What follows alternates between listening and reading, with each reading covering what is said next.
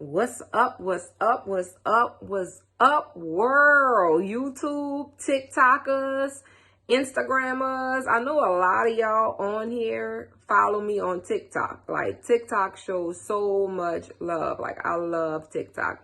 I like Instagram too. Don't get me wrong. I love all of my followers. Let's get that clear.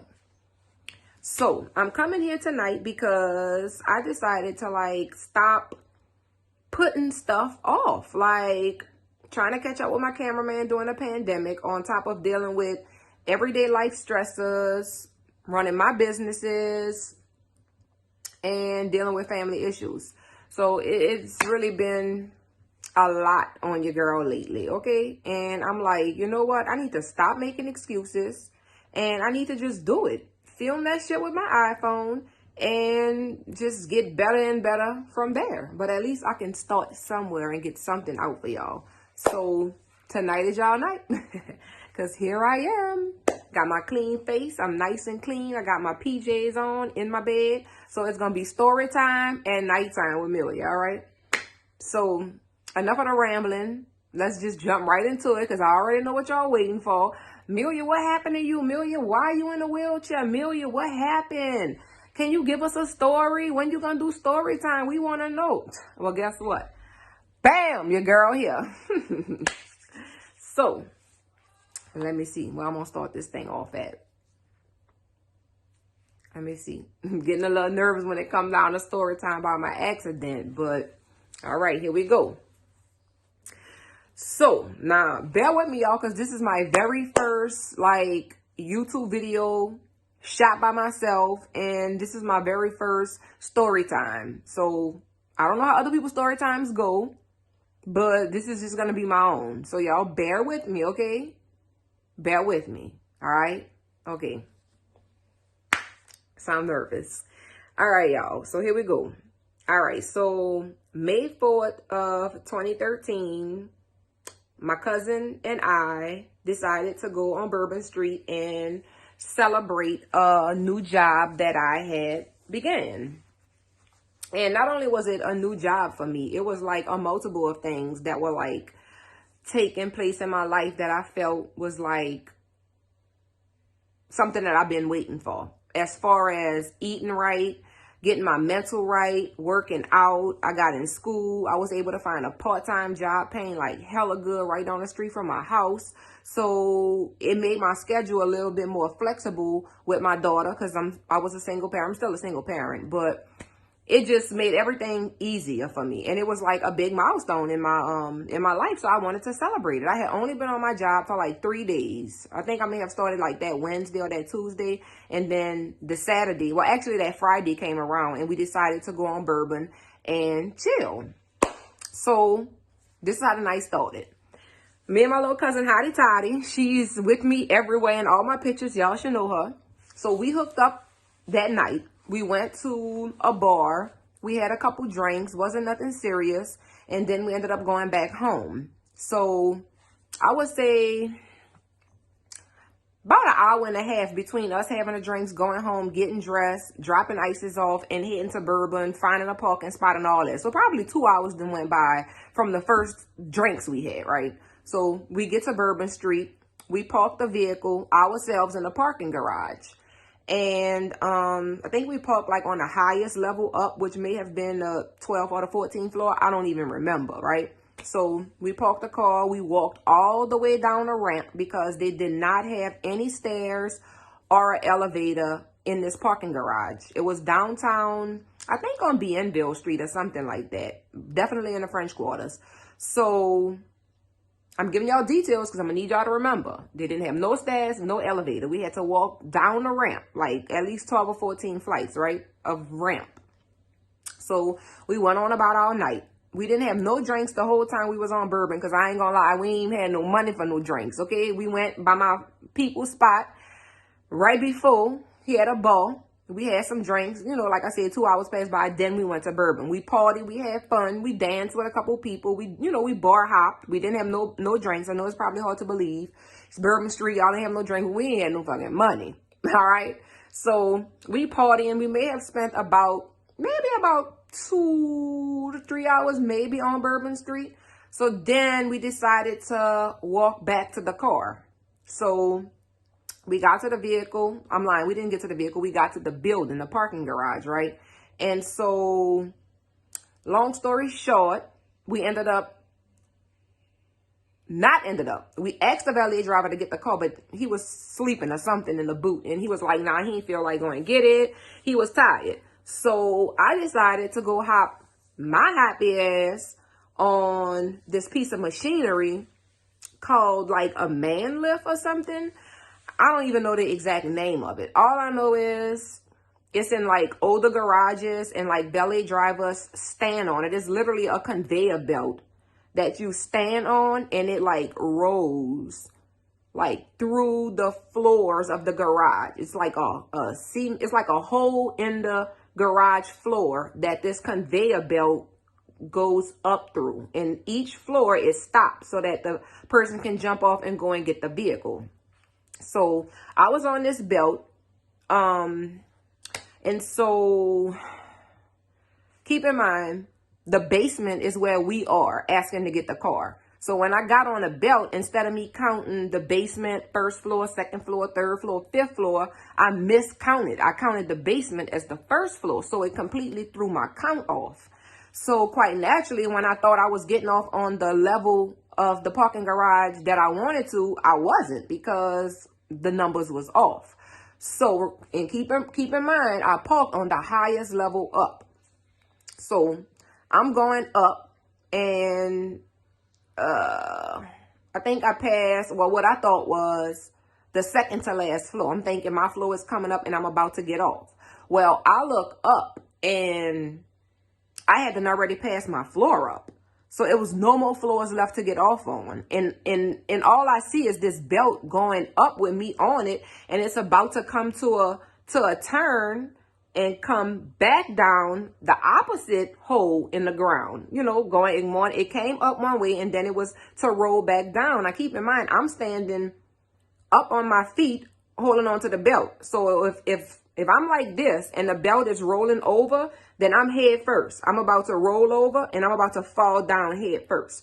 So when I got to the top, I literally had like 3 fucking seconds to think about what I'm gonna do, because I'm about to die. Like that, I swear to God, that's what passed through my head. Like I knew it was over with, but I had to take my best shot. Like I couldn't go out like a sucker and go head first. My melon would have been bust everywhere.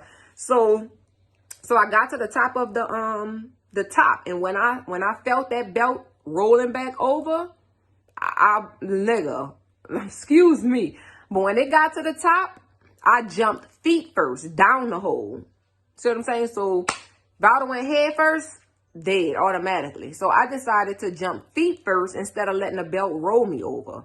So when I got up, I jumped feet first down this hole, and I must have fell down. I don't even remember how many floors it was. I fell down before a piece of concrete was sticking out, and it kind of like my ribs like got caught onto the concrete and it broke my fall. So that's what stopped me. But imagine me falling, ping-ponging down this hole to floors, different levels, until I finally get hooked and like I stop. So at that point, I wasn't falling no more. I knew something was fucked up. I just remember seeing a piece of metal or something like sticking out the ground, and I held on to that piece of metal like for dear life with my left hand. And then I was able to grab I always kept my cell phone in my back pocket. So I was able to reach through the back pocket. First person I called was my little cousin, because she was downstairs waiting on me to come down with the call. I had no idea what garage we was in. She knew because she worked there. So I called her first so she can call the ambulance and give them our location. So she's walking up the levels. Finally, she gets to me. And I'm like, Courtney, pull me out the hole. Pull me out the hole. I don't want to fall no more. And so she grabbed my upper body and she pulled me. So my legs was like dangling down in this hole, and my upper body was like out of the hole, like surviving the hole, but the rest of my body was down in it. Okay, I don't know if y'all can picture that, but so she pulled me out of the hole and I was laying flat on the ground, right?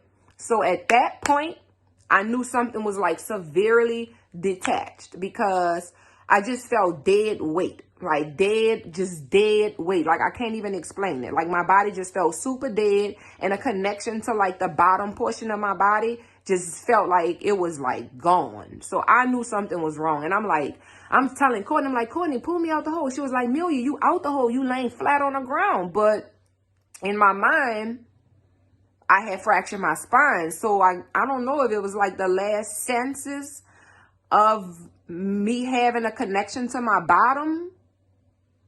I still felt like my body was bent. I can't explain it. So bam, she on the phone. She's still on the phone. I guess 911 made sure that she was still on the phone with them until they got there. So they came. The building was so old, guys, that they had to park on the corner of the parking garage and roll a gurney half a block to the parking garage. And then, because they didn't have any stairs or elevator, they had to roll the gurney 12 to 14 floors up a ramp, right? So after they put me on a gurney, they had to roll my ass back down 12 to 14 swirls down the ramp. Like that's how old and outdated the parking garage was. So finally, we get to the corner where the ambulance is parked, and I still remember the voice. It was this man. He was like, gosh, I sure hope she's okay. It's just his voice it'll like never go away. And I don't know why I'm getting so emotional right now, because the worst part of the story is already told. But I don't know. It was just something about that man's voice. It's crazy. But if he is watching this video, I know it's going to be crazy because anybody could be like, hey, I was the man. But dude, if you watching this video, like reach out to me. If there's any kind of way you can prove to me that you was on Bourbon Street May 4th, 2013. So it happened on a Friday is when we actually went out to party. But as the night went on, it kind of went into Saturday. So technically my accident happened that Saturday, May 4th, 2013, but we went out Friday, right? So bam, I remember that voice. The hospital was literally like 3 minutes away from where we was, but it felt like 20 minutes. They must have had like a student, I don't know what you call him, an ambulance person, like a paramedic.